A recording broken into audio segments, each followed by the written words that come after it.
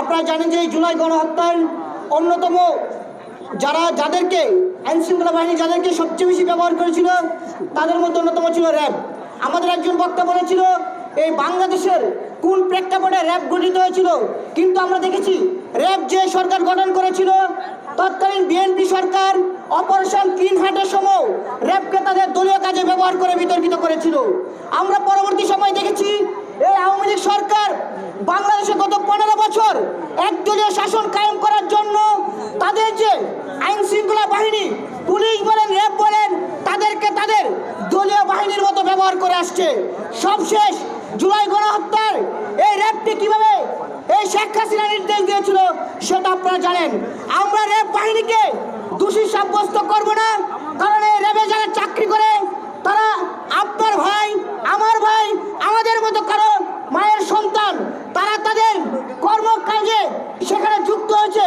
সেখানে কতিপয় সদস্য রয়েছে যারা রাজনৈতিক বিবেচনায় নিয়োগ পেয়ে এবং পদোন্নতি পেয়ে তারা আওয়ামী লীগের পারপাস সার্ভ করার জন্য কাজ করে আসছে বিগত সময়।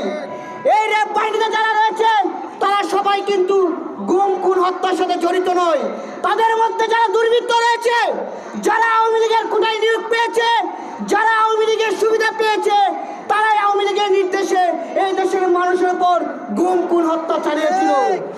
আমরা সেই সকল সদস্যদেরকে চিহ্নিত করে অনতিবিলম্বে বিচারের দাবি জানাচ্ছি।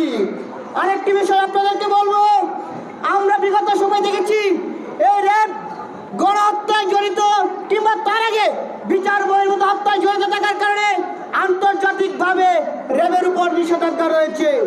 এই নিষেধাজ্ঞা থাকার কারণে র্যাবের সদস্যরা কোনো আন্তর্জাতিক কোনো মিশনে কাজ করার সুযোগ পাবে না, তারা যেটা তাদের জন্য অত্যন্ত দুঃখজনক।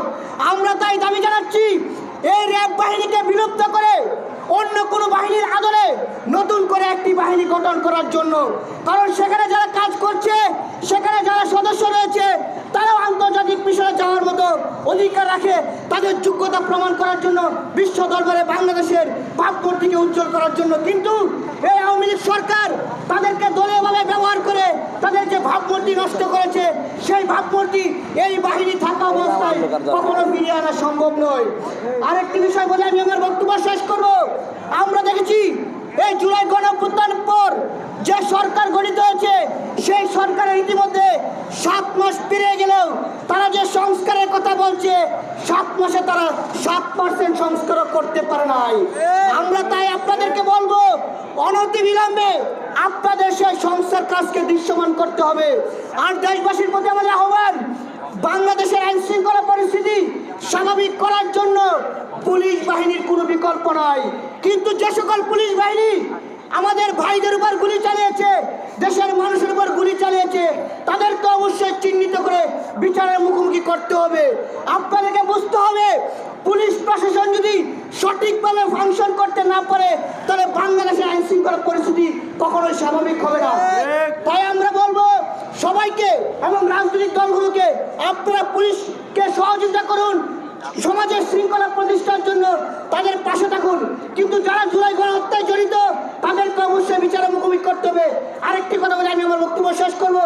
কিছুদিন আগে দেখেছিলেন আমি একটি বক্তব্যে বলেছিলাম র্যাব 10-এর যিনি অধিনায়ক ছিল সেই ফরিদ উদ্দিন তিনি কিভাবে ছাত্রদের উপর গুলি চালানোর নির্দেশ দিয়েছিল। সেই ফরিদ উদ্দিনকে ট্রান্সফার করে বান্দরবানে এপিএলে যুক্ত করা হয়েছিল, কিন্তু তিনি তার কর্মস্থল এখন পর্যন্ত যোগ দেননি। আমরা প্রশাসনের প্রতি আহ্বান থাকবে, সরকারের প্রতি আহ্বান থাকবে, যে সকল অফিসাররা সরাসরি গণহত্যায় জড়িত, গণহত্যায় মদত দিয়েছে তাদেরকে চিহ্নিত করে অনতিবিলম্বে বিচারের মুখোমুখি করা হোক। আরেকটি বিষয় হচ্ছে যে আওয়ামী লীগ বাংলাদেশে গণহত্যা চালিয়েছে তাদের বাংলাদেশে রাজনীতি করার কোনো অধিকার নাই, তাদেরকে অবশ্যই বিচার করতে হবে। এখানে জুলাই মঞ্চের যে দাবি গণহত্যাকারীদের বিচার এবং আওয়ামী লীগকে নিষিদ্ধ না করা পর্যন্ত এই জুলাই মঞ্চের কর্মসূচির সাথে আমাদের গণ অধিকার পরিষদের সর্বাত্মক সমর্থন এবং সহযোগিতা থাকবে। নিউ ইয়র্ক থেকে সম্প্রচারিত TVN 24 টেলিভিশন বিশ্বজুড়ে বাঙালির কণ্ঠস্বর।